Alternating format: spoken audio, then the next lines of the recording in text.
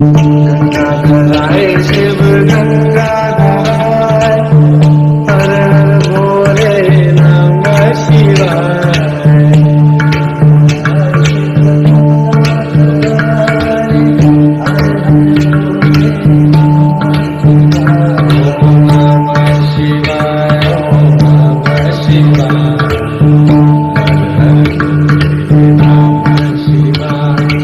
निळकंठेश्वर महादेव मंदिर हे पुण्यातील मुळशी तालुक्यातील पानशेत धरणाजवळील डावजे गावाजवळील डोंगरावर स्थित आहे. खडकवासला धरणाच्या भिंतीशेजारून जाणारा रस्ता आपल्याला काटवडी गावाजवळ घेऊन जातो. येथून डाव्या बाजूने पुढे आल्यास पुढे पानशेत धरणाकडे जाणारा रस्ता आपल्याला डावजे गावात घेऊन जातो. येथून निळकंठेश्वर डोंगराकडे जाणारा घाट रस्ता सुरू होतो.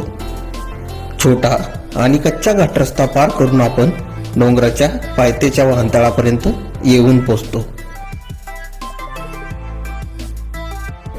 येथे आपले वाहन लावून आपण पुढे जाण्यास निघतो. तेव्हा आपल्याला सद्गुरू सर्जे मामा यांचे पादुका मंदिर दिसते.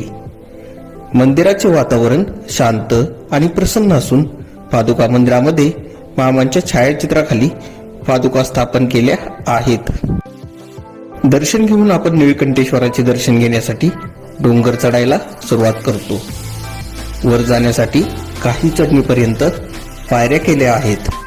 निळकंठेश्वर मंदिराचा इतिहास बघायला गेलं तर शिवभक्त असलेले शंकरराव सर्जे उर्फ सर्जे मामा हे 1962 साली सदर डोंगरावर वनरक्षक म्हणून काम करत होते.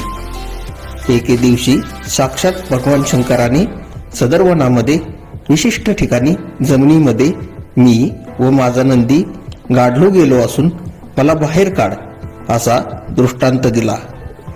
त्यानंतर सर्जे मामांनी सदर ठिकाणी खणून पाहिले असता तेथे त्यांना खरेच शिवलिंग आणि नंदी आढळला.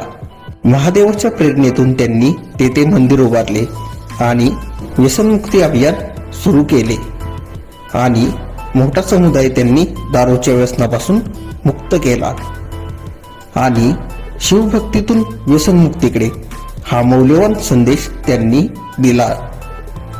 निसर्गरम्य वातावरणाचा आनंद घेत सुमारे 2 ते 2.5 किलोमीटर चालून आपण मंदिराजवळ पोहोचतो.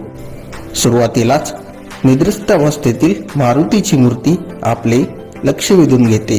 पुढे ऋषीमुनी राजा नहुशाला शाप देतानाचा प्रसंग जिवंतपणे उभा केला आहे.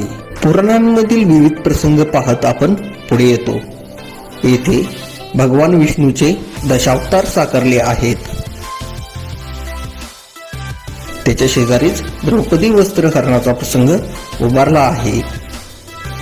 येथून पानशेत धरणाचे आणि मुठा नदीचे दिसणारे विहंगम दृश्य आपल्या डोळ्याचे पारणे फेडते. मंदिराच्या आवारामध्ये पुराणांमधील विविध प्रसंगाच्या सुमारे 1200 पेक्षा जास्त मूर्ती आहेत. हे पाहून आपण थक्क होतो. पुढे आल्यानंतर शंकर आणि नंदीची विशाल प्रतिमा आपल्याला आकर्षित करते. विशाल तळ्याच्या कडेला महादेव स्थापित असून मागे अष्टविनायक आहेत. याच्या शेजारीच तुकाराम महाराज आणि शिवरायांची मूर्ती आहे. आता आपण मुख्य मंदिराकडे मार्गस्थ होतो. मुख्य मंदिराबाहेर सभागृह असून येथे सुद्धा विविध देवी देवतांच्या आणि संतांच्या मूर्तींची स्थापना केली आहे. पुढे येऊन आपण दर्शन रांगेत शिरतो. हे आहे निळकंठेश्वर महादेवाचे शिवलिंग.